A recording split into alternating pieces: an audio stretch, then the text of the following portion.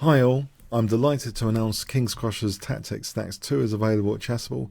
So let's have a look at this. Do you like checkmate puzzles? Do you like playing faster time controls? Would you like to build your pattern recognition by winning patterns, especially mating patterns? If so, this course is just for you. So it's based on my own games from online chess. I've won many tournaments in the last few years. Especially on the faster time control, these puzzles are very instructive. There's 250 checkmate puzzles. Each one is engine checked from the winner's perspective. Each puzzle is from a real game. They're lightly annotated and analysed, and they're suitable for improving players. The huge spirit of fun is encapsulated by these 250 puzzles, as we're about to see. So I'm going to take one or two from each chapter.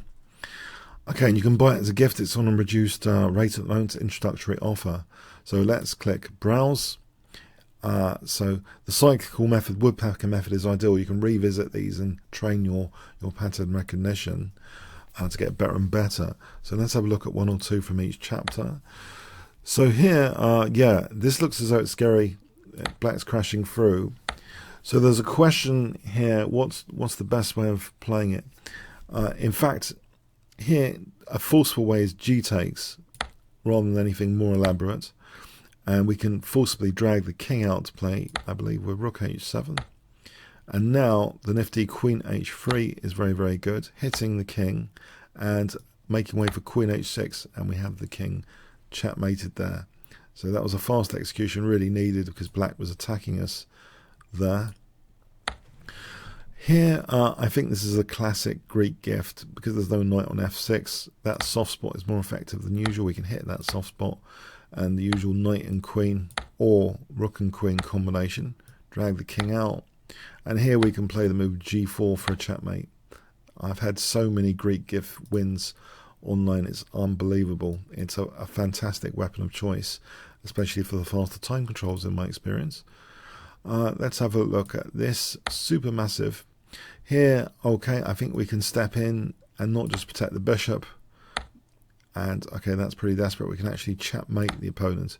So the king getting mated is something. And you can see, you know, the game score here, how you get to that position. So king safety in the endgame is always important. Here, a very forcible move to try and unblock the knight from f7, knight h5 check. Then we can play queen f7. It looks like checkmate. So let's go on to another chapter. Chapter 3. Dimka Kim.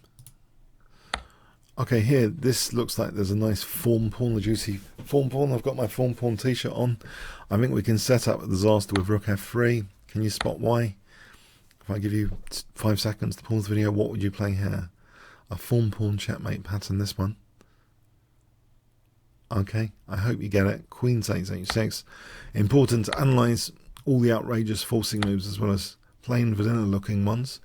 You never know, they might force a win, like this one. The king's checkmated.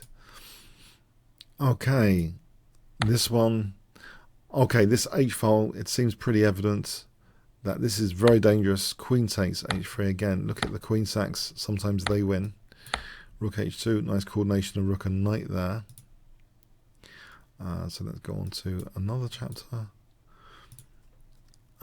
So this section, okay, bishop a6. There's a bit of a neglect of, there's no defensive knight on f6, and this gives a clue for knight f6. Then we can use that bishop and queen battery. We can have a look at the game, and you can see after d5 there's a weapon of choice, making it a gambit with d4 as well. That often works, especially at the faster time controls. So you might want to check out the openings here, how to get these attacking positions. This one, I think we can expose the king here. Let's just crash through with the rook sack. Expose the king.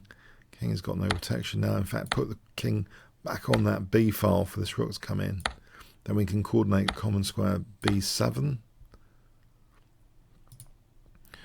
Okay, and let's have a look at the other chapter, 5. Okay, let's have a look at this one. Alright, I think because of the loose piece on b7, this is much more effective than usual. We're hitting b7 and also h7. So neat little one there. This one. I think here we can try and mate with the rooks actually. I know our knight's pinned, but I think we have rook g3. This is super dangerous. And the opponent just allowed the mate in one there. The coordination of the rooks is pretty dangerous. Okay, and you can see my pet opening knight c6 in many of these examples with black. If you're interested in how to get these positions, that's really very important as well sometimes.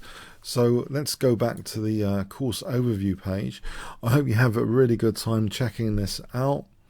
And the first one was well received. I'm using it in my own coaching with great entertainment and instruction. And one of my students is like making sure he can get like 95% of them right. So, and he's had phenomenal progress, shocking progress.